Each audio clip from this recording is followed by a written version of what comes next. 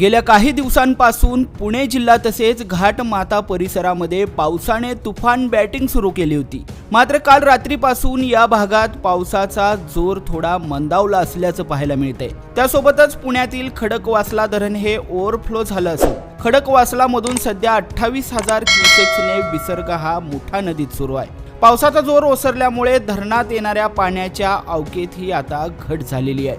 काल उजनी धरणामध्ये तब्बल 1,62,000 क्युसेक्सने येणारा पाण्याचा विसर्ग आज कमालीचा घटला असून तो थेट 98,675 क्युसेक्स पर्यंत खाली आलेला आहे। दौंड येथील नदी मापन केंद्रावरून मिळालेल्या माहितीनुसार सध्या नदीची पाणी पातळी ही 502.5 मीटरवर असून 98,675 क्युसेक्स वेगाने पाण्याचा इनफ्लो सुरू आहे।